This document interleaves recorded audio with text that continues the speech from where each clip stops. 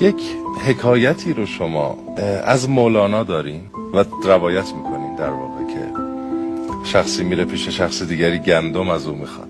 خیلی به نظرم زیباست و شما خیلی زیبا بیانش میکنید.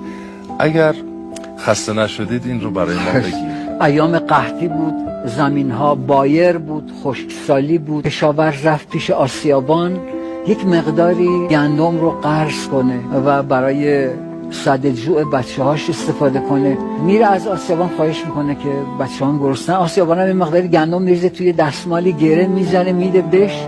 همینطور که میاد تو مسیر دعا میکنه خدایا به حق عزتت گره از مشکلات مردم بگشا، گره از این بحرانی که ایجاد شده بگشا، گره از این دردها، گره از این حقدها، کینه ها، حسدها، عقده ها. اینقدر گره کرد تا گره دستمال باز شد. همه گندم‌ها ریخت. سالها نرد خدایی باختی، این گره را زان گره نشناختی؟ من تو را کی گفتم ای یار عزیز که این گره بگشای گندم را بریز؟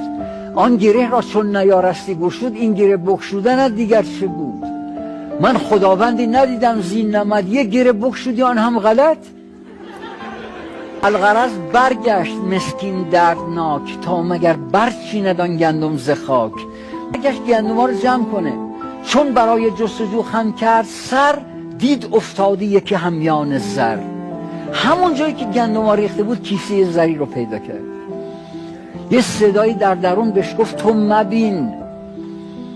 مبین اندر درختی یا به چاه، تو مرا بین که منم مفتاح راه.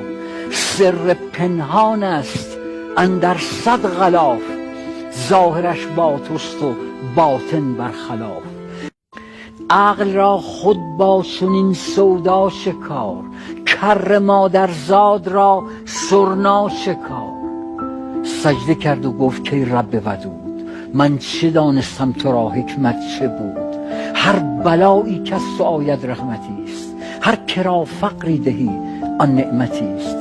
مولانا دائما به ما تاکید میکنه که هیچ وقت عملکرد خداوند رو قضاوت نکنید، چرا که باعث ظلم به خودتون میشه.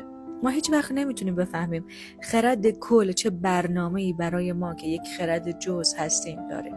وقتی قضاوت میکنیم خداوند رو، سرزنش میکنیم و محکوم میکنیم، درهای رحمت رو به روی خودمون میبندیم، چرا که خودمون رو از دسترس خداوند خارج میکنیم. مولانا دائما تاکید میکنه که بیایید دست بردارید از قضاوت کردن خداوند. خداوند چیه بچه‌ها؟ اتفاق لحظه حال همون حکمت و خرد خداونده برای اینکه به ما برکتی بده، رحمتی بده یا درسی بده و آگاهی بده.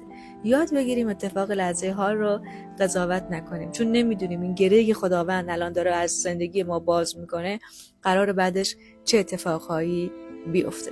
خیلی دوستتون دارم. حق یارتون.